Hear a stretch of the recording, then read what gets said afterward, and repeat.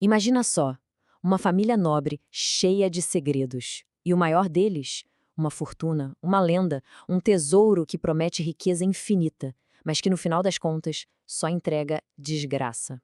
É sobre isso que a gente vai falar hoje. Vamos mergulhar na história de O Judeu, um romance português do século XIX que mistura ganância, um amor proibido e uma perseguição daquelas de tirar o fôlego. Bora lá? Olha essa frase, é de arrepiar.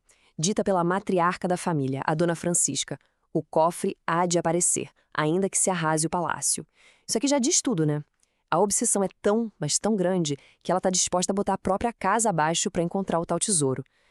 Esse é só o primeiro gostinho da loucura que vem pela frente. Então, vamos lá. A gente está em Lisboa, século XVII. A família é a dos Barros, uma casa nobre, sabe? Daquelas que por fora parece tudo perfeito. Mas, como sempre, por trás da fachada tem um segredo que está envenenando todo mundo. E que segredo é esse? A história de um tesouro escondido. A pergunta é, o que essa ganância toda vai fazer com eles? De um lado, a gente tem o Jorge, um cara sensível, estudioso, mas que por algum motivo bem estranho é totalmente rejeitado pelos pais. Talvez porque ele não ligue para essa ganância toda. E do outro lado, os irmãos dele, Felipe e Garcia, completamente o oposto, inconsequentes, até cruéis, e claro, os queridinhos da mamãe e do papai. Dá para imaginar o clima nessa casa, né? Pura inveja, rivalidade, e isso, claro, vai dar muito, muito errado. E aí que está o ponto principal, o X da questão, como dizem. Esse tesouro não é só uma historinha para boi dormir, não. Ele existe de verdade. E pior, a família toda tem certeza que o avô, o Luiz de Barros, vai deixar tudo para quem? Para o Jorge, o neto favorito. Pronto. Essa simples desconfiança já é o suficiente para transformar aquela invejinha boba num ódio mortal. Mas olha, no meio de tanta frieza, de tanta ganância, tem um respiro, uma luz. Só que essa luz é uma história de amor secreta, e justamente por ser secreta, ela é perigosa, muito perigosa. É longe da própria casa que o Jorge encontra o que ele nunca teve: carinho, aceitação. Ele conhece a Sara, uma jovem judia, e a família dela é, nossa, o completo oposto da dele. Uma família unida, amorosa, com valores. O problema, naquela época, uma ligação dessas era praticamente uma sentença de morte. E agora que o negócio fica sombrio de verdade, a gente precisa lembrar do contexto. É a época da Inquisição, um período de perseguição religiosa brutal em Portugal. Então, uma simples amizade entre o Jorge, que era cristão, e a Sara, que era judia, já era vista como um crime gravíssimo. A acusação era de heresia. E a punição? Tortura e morte na fogueira. Simples assim. E olha só o nível do absurdo. Para a Inquisição, qualquer coisinha era sinal de heresia. Acender uma lâmpada na sexta-noite? Suspeito. Não comer porco no sábado? Herege. Lavar as mãos antes de rezar, usar uma roupa limpa. Tudo, absolutamente tudo era motivo para desconfiança. Imagina viver assim, viver a sua fé em segredo, com medo constante de ser denunciado, preso e morto. E aí vem o ponto de virada de tudo. O avô morre. E nesse momento, a ganância, que estava ali, sabe, meio controlada, simplesmente explode. Sai de controle. E a caça ao tesouro começa. Pra valer. No seu leito de morte, o avô faz a sua jogada final. Ele sussurra no ouvido do Jorge o segredo do tesouro. Com essa atitude, ele não está só fazendo do Jorge um herdeiro. Ele está pintando um alvo gigante nas costas do neto. O alvo principal do ódio de toda a família. E a pista é na caixa de Neptuno. Só isso. 3 palavrinhas. Para o Jorge, essas palavras significam a esperança de uma vida nova, longe de tudo aquilo. Mas para a família dele, bom, para eles é o gatilho para uma obsessão que vai levar todo mundo para o buraco. A partir daí, a loucura toma conta. Como eles não têm a menor ideia do que a pista significa, eles partem para a força bruta. É uma busca cega, violenta.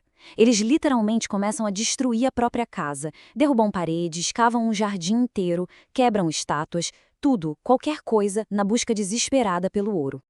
E enquanto a família tá lá, quebrando tudo, o que o Jorge faz? Ele usa a cabeça. Ele decifra o enigma, pega o tesouro e foge com a Sara para bem longe. Mas a fuga é só o começo de outro pesadelo. Agora eles não são só fugitivos da família, eles são foragidos da Inquisição também. Só que fugir não significa estar seguro, de jeito nenhum. Mesmo em outro país, a sombra da perseguição e o passado da família continuam lá, assombrando cada passo deles. Parece que tem certas coisas das quais a gente simplesmente não consegue escapar. Eles vão para a Holanda. Lá, eles até encontram um certo alívio, uma comunidade de outros judeus portugueses que também fugiram. Por um momento, parece que eles vão ter paz. Mas essa paz não dura muito. É que a Inquisição era tipo uma teia de aranha gigante, sabe? Que se espalhava pela Europa inteira. Não adiantava fugir para a Espanha, para a Holanda, os braços dela eram longos. E para gente como Jorge e a Sara, a verdade é que não existia um lugar realmente seguro no mundo.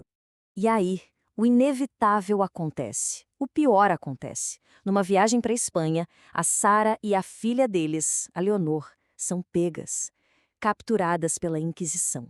O pesadelo que eles tanto temiam virou realidade. A fuga tinha chegado ao fim.